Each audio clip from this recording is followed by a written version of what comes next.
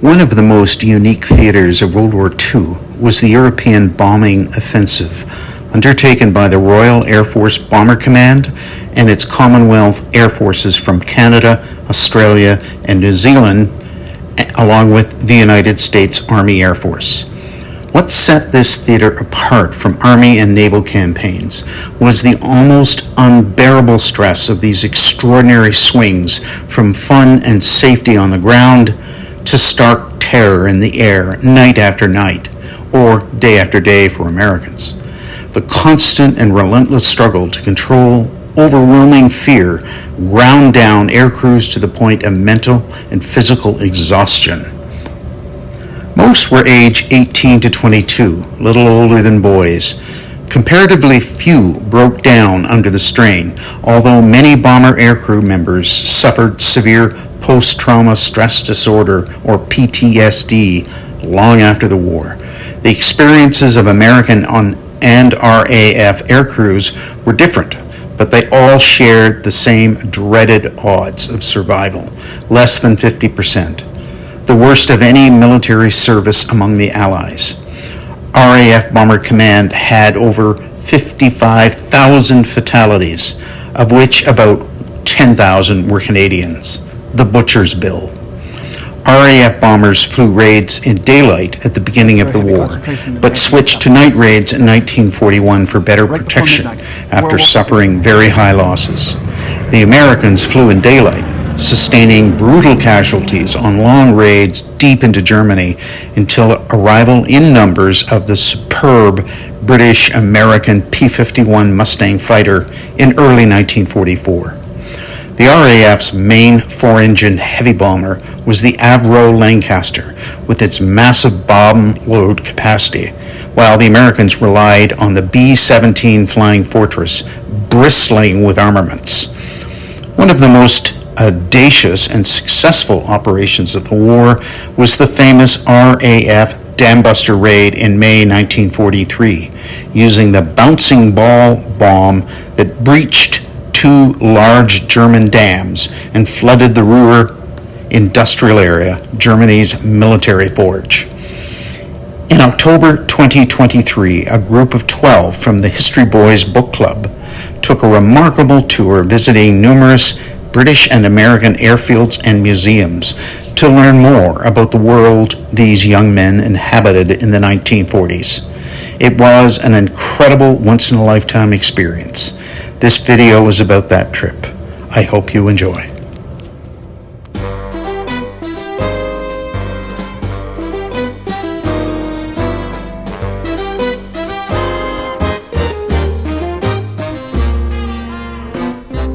A foggy day in London town. Well, it had me. And this poor artist, I mean, he obviously did Georgian ceilings, but he wasn't really into aircraft. Fortunately, he looked up Wikipedia and he got the difference between the Hurricane and the Spitfire. So that was all right. Yeah, but this poor bloke, I mean, he was only about 23, 24. Sure. And when the ladies gave the approval, you could see him relax. Just as I was going out of that door, that lady who was standing up, you know, one of us did take prisoners, she turned around and she said, "Oh, by the way, young man, you've got one mark of Spitfire."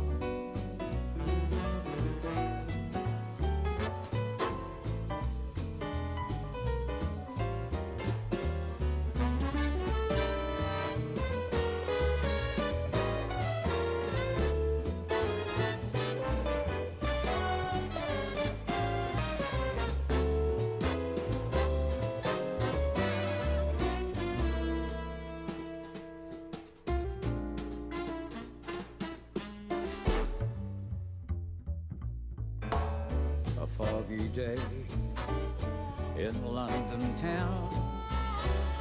It had me low.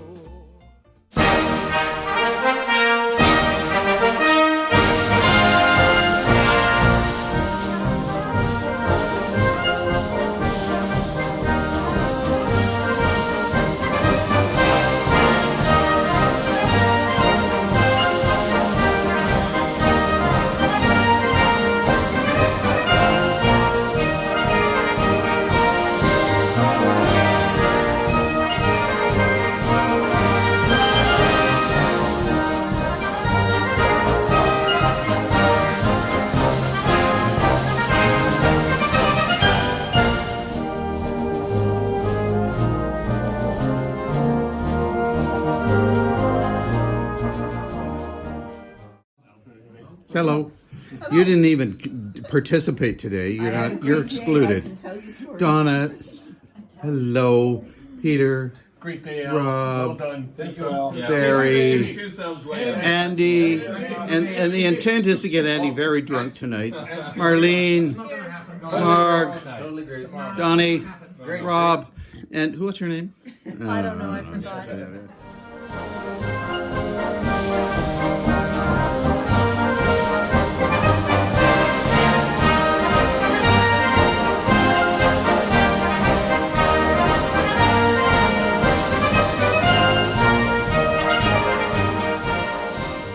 More than that, but you can see there is a split there.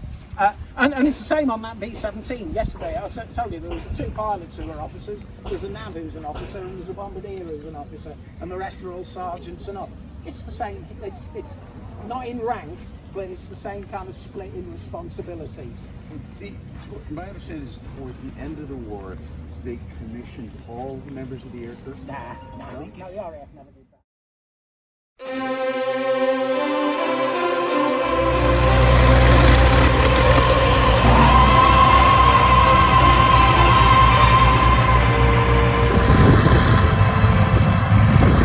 Land of hope and glory,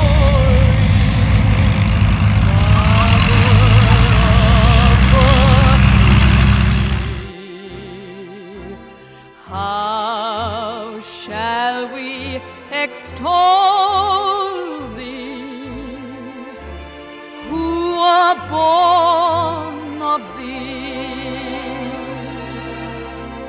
Wider still and wider shall thy bounds be set.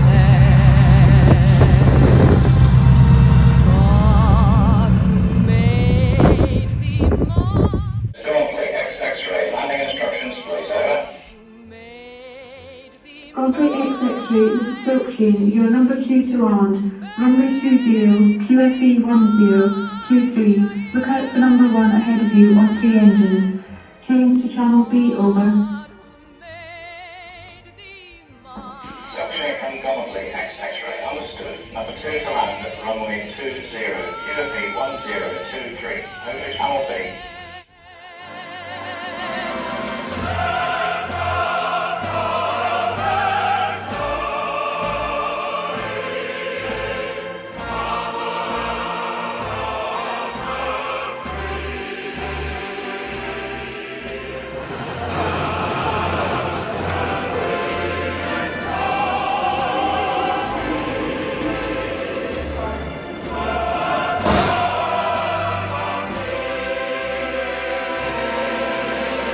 Wider still and wider shall thy bounds be. Standing with Giants is a community project at the International Bomber Command Center in Oxfordshire.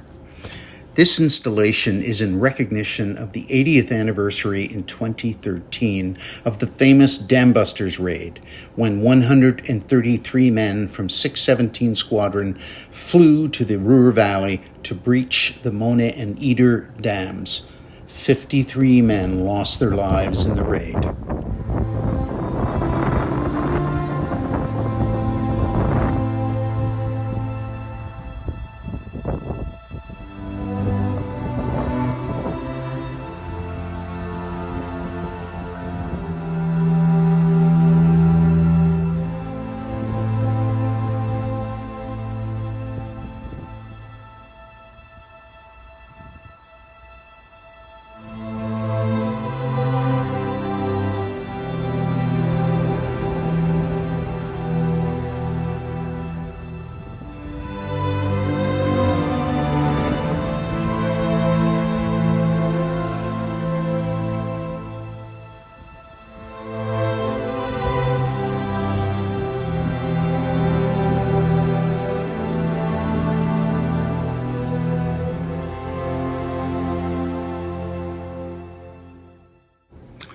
Odds of survival in Bomber Command were daunting. In 1944, Out of 100 aircrew and 50 squadron, almost 60% were killed.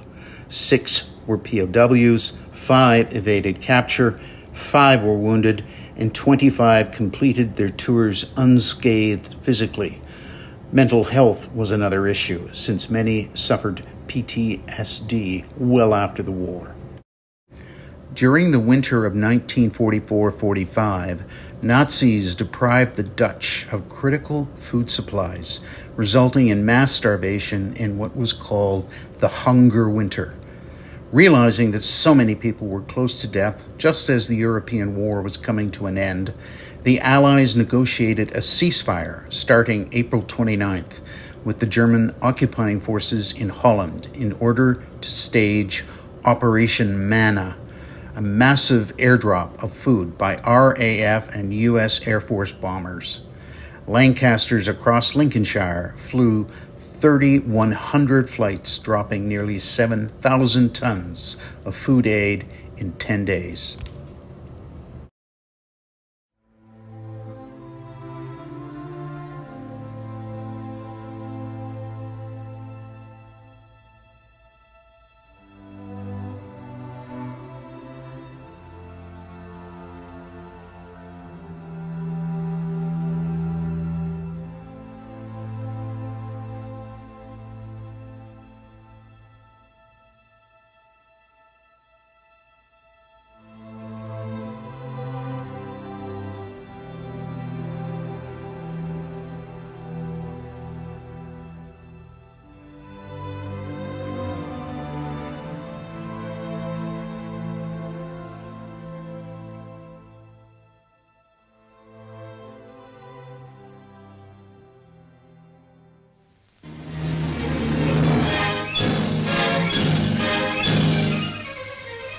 Automatic ignition is used in this method of heating airfields and so dispelling fog, which came to be known as Fog Investigation Dispersal Operations, and later, after proving a brilliant success, as Fog Intensive Dispersal of.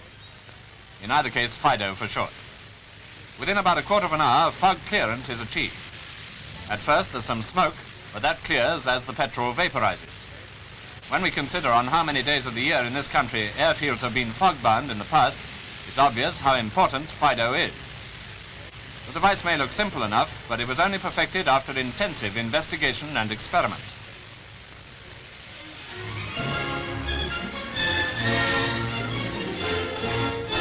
This is what FIDO looks like on a clear day, but war doesn't wait for good weather.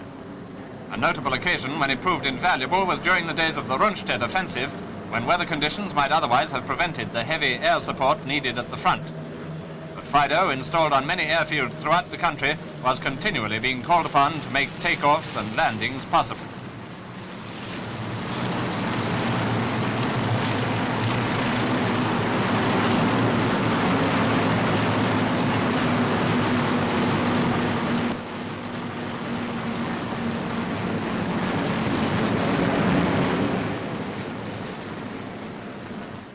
Only too often, aircraft which set out in fair weather returned to find their bases shrouded in mist and fog.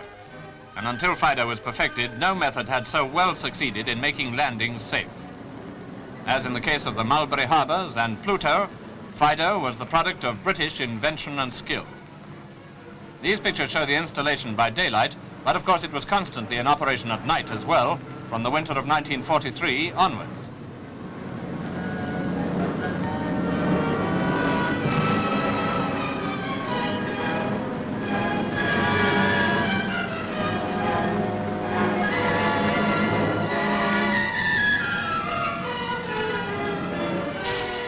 Here, Mr. Geoffrey Lloyd, formerly Minister in charge of Petroleum Warfare, is seen with Air Vice Marshal Bennett. The Pathfinder chief, paying tribute to Mr. Lloyd and his associates, said, "And I think the public should know that FIDO, in this war, has saved over 10,000 aircrew lives.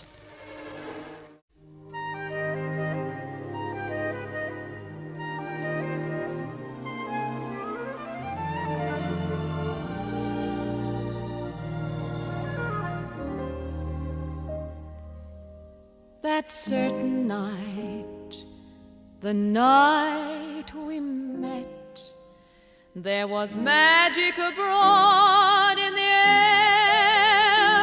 There were angels dining at the Ritz, and a nightingale sang in Berkeley Square. I may be right, I may be wrong, but I'm perfectly willing to swear that when you turned and smiled at me, a nightingale sang in Berkeley Square.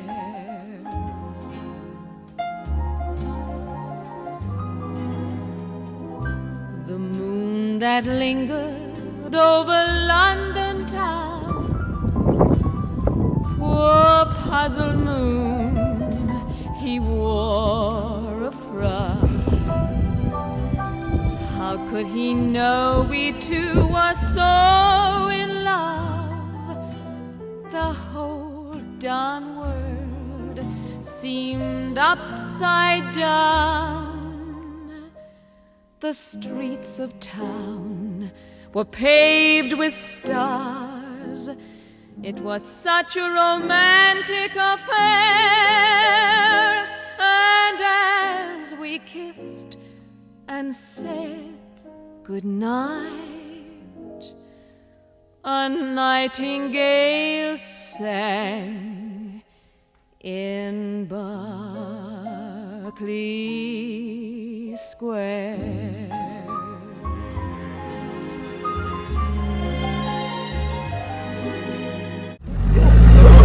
There we go.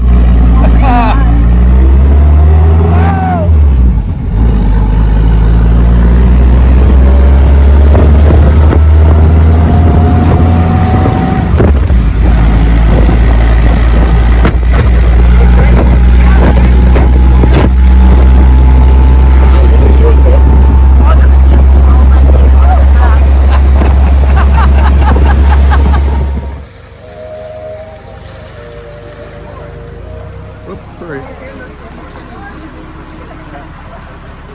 Take you home, yeah. Dad's shorter than the original way. Oh, look at this, Al. Manually operated. Yes, that's all Jason asked me to do. Was that your job? Where's my job? In Berkeley Square. Every Lancaster apartment to yourself. How did you do that? You know, you never have it all right. They're clean.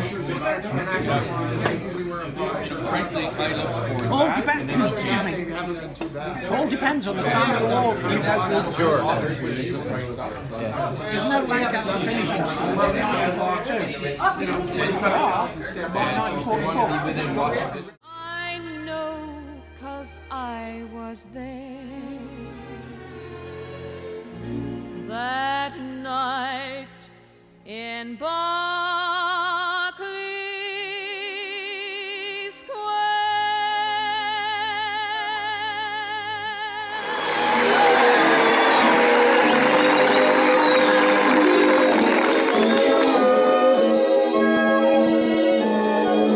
We'll meet again. Don't know where, don't know when, but I know we'll meet again some sunny day. Keep smiling through, just like you always do.